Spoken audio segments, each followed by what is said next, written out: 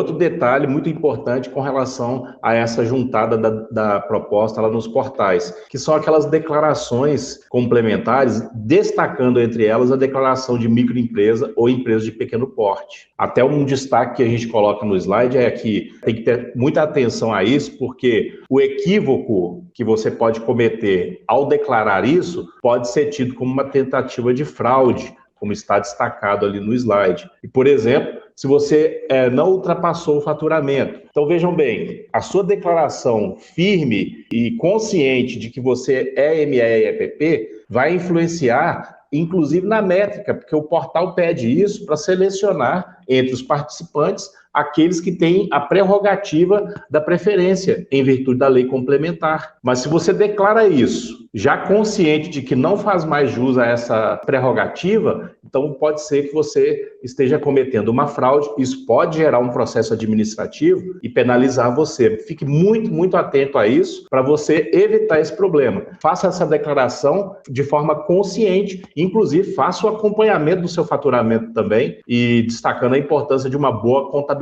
nesse sentido. Ok, pessoal? Importantíssimo isso que você falou, Edu. A pessoa que participa de licitação, ela não tem muitas informações a respeito de faturamento e ali ela segue o fluxo, né? Sempre se declarando como ME ou EPP, que não superou ali o limite de faturamento, quando na verdade a empresa já superou. E existem regras para isso. Não é um caso isolado, empresa nos procurarem para dizer que estão respondendo um processo sancionatório, que é um processo gravíssimo, diga-se de passagem, você se declarar como uma ME ou EPP sem fazer jus, a penalização é a mais severa que existe, a declaração de inidoneidade. Ela pode afetar todos os seus contratos que você tenha com a administração pública, ela pode inviabilizar a sua participação no mercado, cancelar as atas de registro de preço. Então, fiquem realmente atentos a esse detalhe. Faça com que a contabilidade se comunique com frequência com quem está responsável por participar das licitações, para que essa pessoa não incorra em um erro, às vezes porque ela só estava desmunida da informação correta. E eu achei importante falar isso porque é batata, Edu.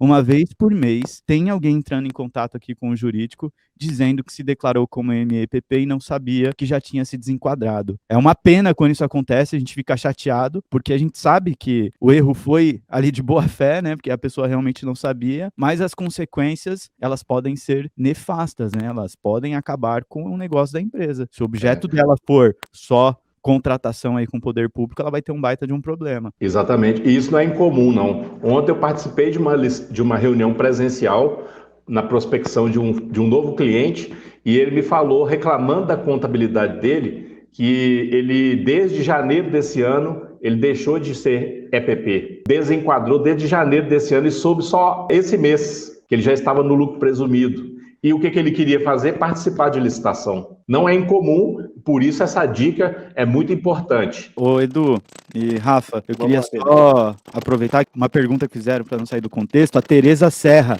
ela fez a pergunta ainda sobre ME ou EPP. Tomamos por base o faturamento do ano anterior. A regra é isso mesmo, viu, Tereza? O que define se uma empresa ela é ME ou EPP é o faturamento do ano anterior. Só que o que acontece? Existe uma regra na lei do Simples, né, 123, que inclusive coloca ali os critérios para que se enquadre uma empresa como ME ou EPP, e ela fala o seguinte, que se no ano calendário você superar 20% a mais do limite que é estabelecido, que é 4.800.000, ou seja, se a sua empresa ela já faturou nesse ano mais do que 20% de 4.800.000, e eu não vou falar o número porque eu sou de humanas, e eu não sei exatamente qual que é essa quantia, você tem que pedir o seu desenquadramento, tá? Se você superou, mas ainda não atingiu 20% superior a 4.800.000, pode participar, se declarar como MEPP ali sem problema nenhum. Agora, se ela já faturou bastante, foi superior a 20%, imediatamente já pare de se declarar como ME ou EPP, senão você está incorrendo em fraude, sem saber.